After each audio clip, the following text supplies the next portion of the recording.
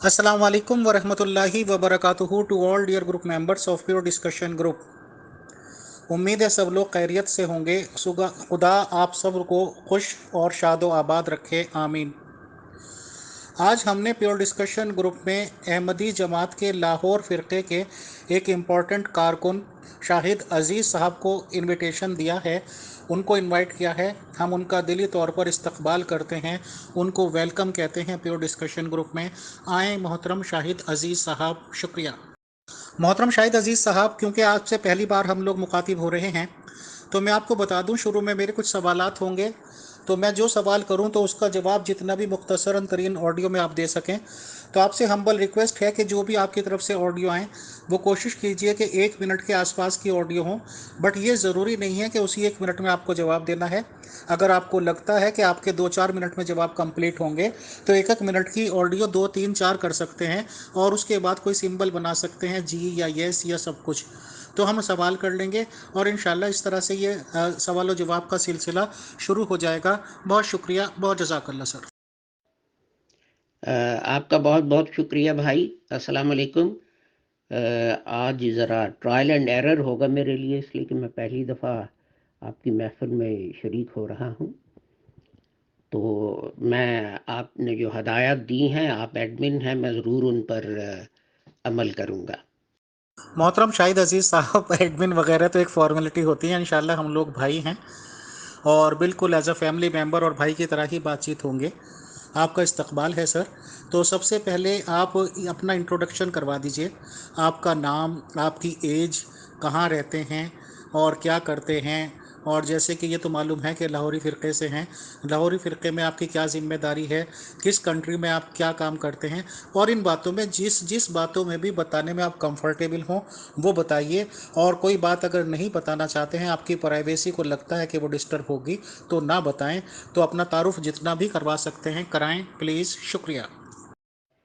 जी, मेरा नाम शाहिद अज़ीज़ है और मेरी उम्र जो है 72 साल है और मैं जमात अहमदिया लाहौर जो है, मैं इसका एक अदना कारकुन हूँ। कोई ख़ास तो मुझे इसमें जमात में अहमियत या पोजीशन नहीं है, लेकिन बहरहाल इसके कई काम जो हैं वो मैं ज़रूर करता हूँ।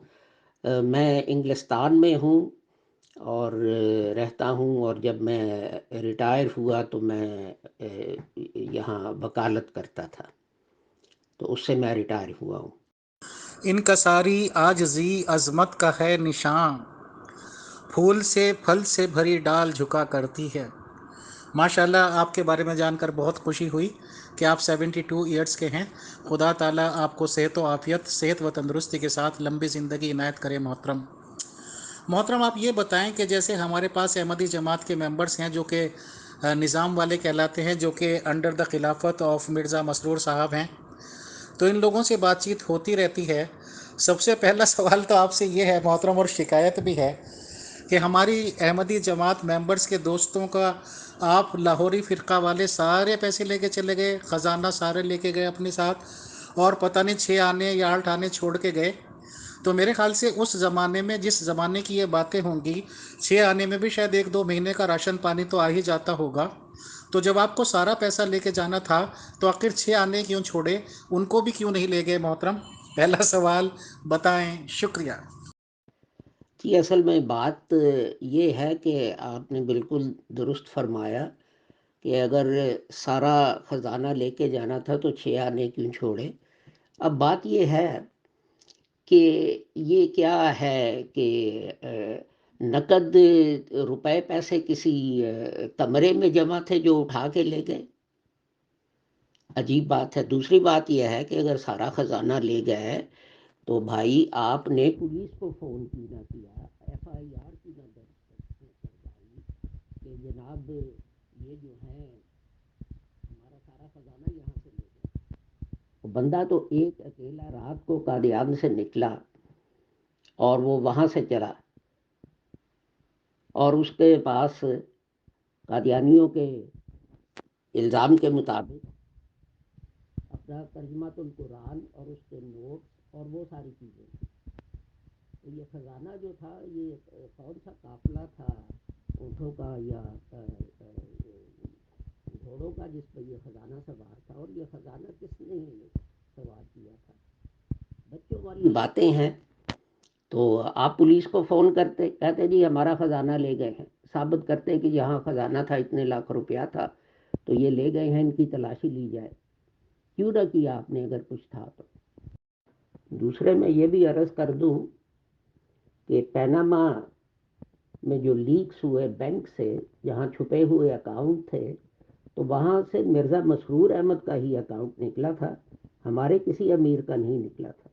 اب قادیانی حضرات یہ ذرا ایکسپلین کر دیں کہ مرزا مسرور احمد صاحب کی کیا نوکری ہے جو کر کے انہوں نے اپنے ذاتی نام اکاؤنٹ کھول کے تو اس میں لاکھوں کروڑوں ڈالر جو ہیں وہ جمع کرائے ہوئے ہیں. جی محترم، آواز بیچ بیچ میں غائب بھی ہو گئی، اس لیے سینٹنس پہلی آڈیو تو سمجھ نہیں آئی. اور دوسرا پلیز تھوڑا سا لاؤڈ بولیے یا فون کو ذرا اپنے چہرے کے قریب کر لیجئے. کچھ مسئلہ ہے تھوڑا سا آواز میں.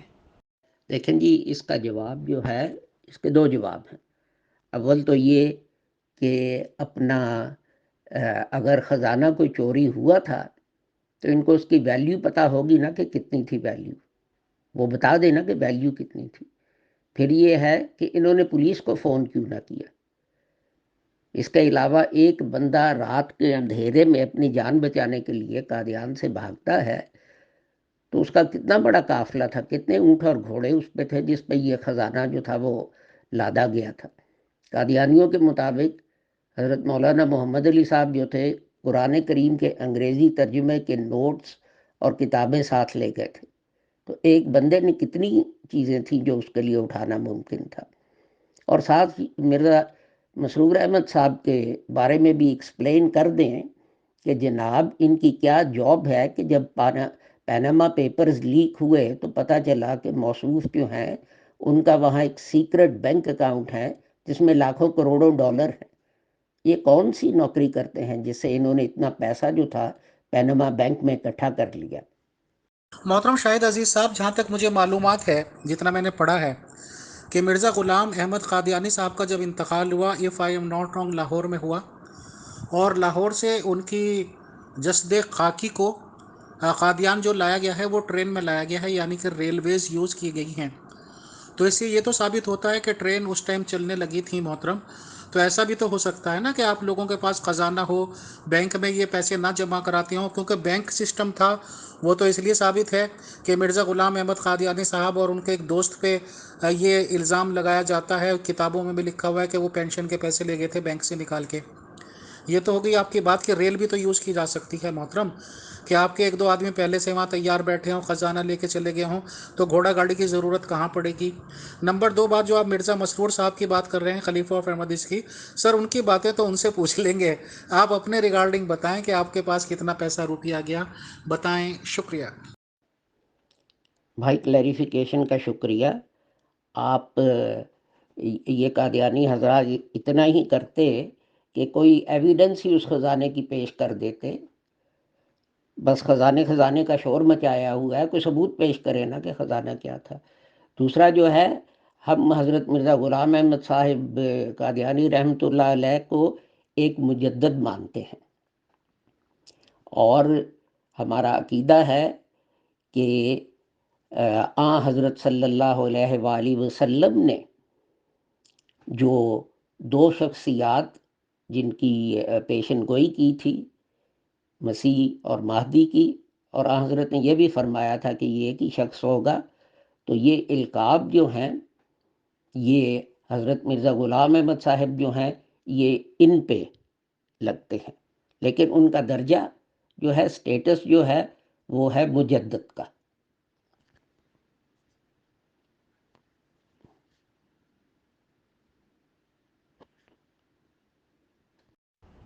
جی السلام علیکم.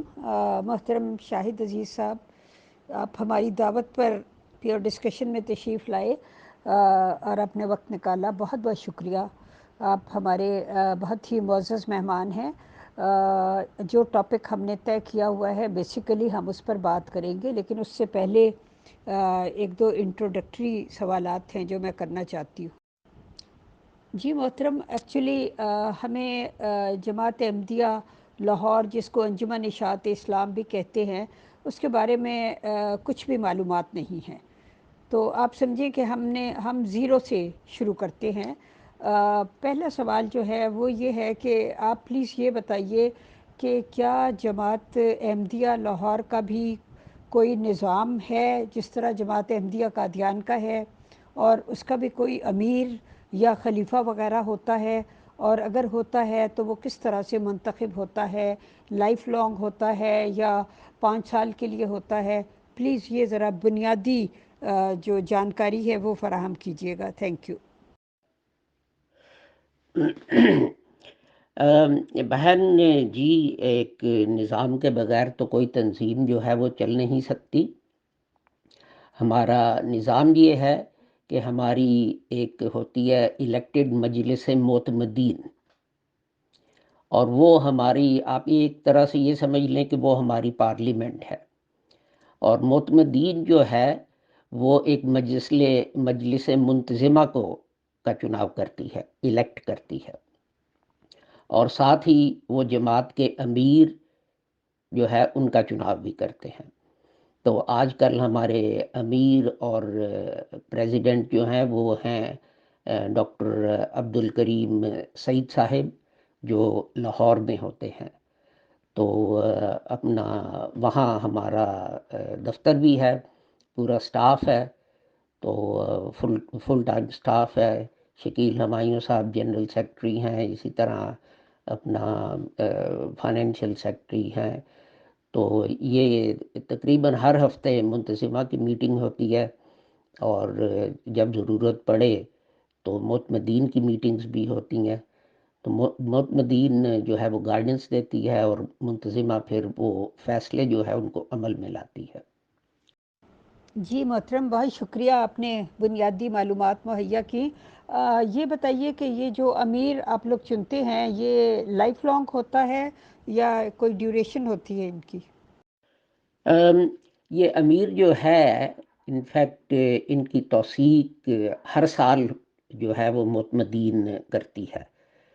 تو یعنی ٹیکنیکلی کسی بھی سال وہ نیا امیر جو ہے وہ مقرر کر سکتے ہیں، لیکن ابھی تک ان پریکٹس یہ ہوا نہیں، اور حضرت مولانا محمد علی اور مولانا صدر الدین اور ڈاکٹر سعید احمد صاحب اور ڈاکٹر اصغر حمید جو ہیں یہ تا حیات امیر رہے تھے۔ جی محترم، یہ بہت اچھی بات ہے جو آپ نے بتائی کہ ہر سال توثیق ہوتی ہے۔ اس میں ظاہر ہے جو ہیڈ ہوتا ہے اسے بھی اندازہ ہوتا ہے کہ اس نے کس طریق پہ کام کرنا ہے، کیونکہ وہ لوگوں کے آگے ایک مجلس معتمدین کے آگے جواب دہ ہوتا ہے، یا میرا مطلب ہے بات کی جا سکتی ہے۔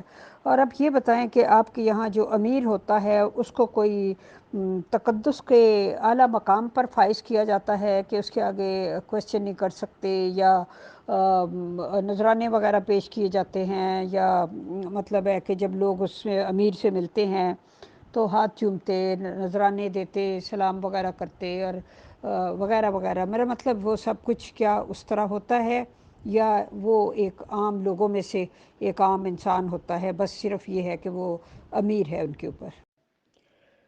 بہن بات یہ ہے کہ ہم جو ہے ہماری جماعت میں سب سے بہتر انسان جو ہوتا ہے اس کو ہم امیر چن لیتے ہیں۔ باقی امیر جو ہیں ان کا ووٹ جو ہے باقی ممبران کی طرح ایک ووٹ ہوتا ہے، منتظمہ کے وہ چیئرمین ہوتے ہیں، لیکن یہ ہے کہ اگر منتظمہ جو ہے اکثریت سے ان کی رائے کے خلاف کوئی فیصلہ کر دے تو وہ انہیں قبول کرنا پڑتا ہے۔ تو obviously حضرت امیر جو ہیں وہ ایک روحانی جماعت جو ہے اس کے ہیڈ ہیں، اور سب کی توقع یہ ہوتی ہے کہ وہ ہمارے لیے ایک جو ہے مثال قائم کریں گے کہ ہم اس کی پیروی کریں، اس کو فالو کریں۔ لیکن یہ جس طرح کہ آپ دوسری جماعتوں میں دیکھتے ہیں کہ لوگ جو ہیں کسی پیر یا خلیفہ کے ہاتھ چوم رہے ہیں اور آگے جھک رہے ہیں، ہاتھ کیا پاؤں بھی چومتے ہیں اور نذرانے کر رہے ہیں. اس طرح کی قطعاً جو ہے کوئی روایت ہماری جماعت میں نہیں. تمام جماعت کا جو ہے ادنا سے ادنا ممبر بھی جو ہے اس کو برابری ہے جماعت کے امیر کے ساتھ.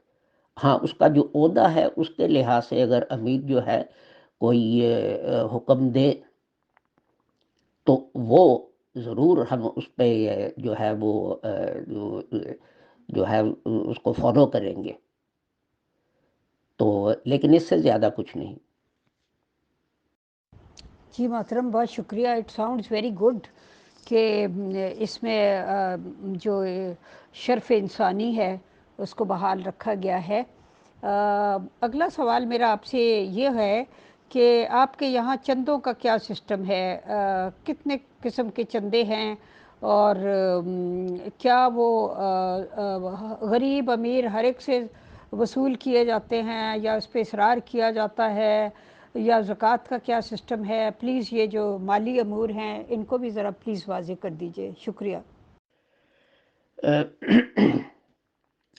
ظاہر ہے کہ اگر آپ کار میں پیٹرول نہیں ڈالیں گے تو وہ کار جو ہے وہ چلے گی کیسے؟ تو یہ جو ہے ایک تو جو ہے ماہوار چندہ ہے، لیکن وہ چندہ جو ہے ہر ممبر والنٹیریلی اپنی انکم کے مطابق دیتا ہے، اور اس چندے سے آفس جو ہے وہ چلتا ہے، تنخواہیں جو ہیں وہ دی جاتی ہیں وغیرہ وغیرہ. اس کے علاوہ زکوٰۃ جو ہے اس کا انتظام ہے کہ زکوٰۃ جو ہے وہ جماعت کو دی جاتی ہے. اسپیشل پروجیکٹس کے لیے اپیل ہوتی ہے، تو اس کے لیے لوگ جو ہیں ان چیزوں کی، ان دو مدوں کے علاوہ جو ہے وہ ایکسٹرا جو ہے قربانی جو ہے وہ کرتے ہیں.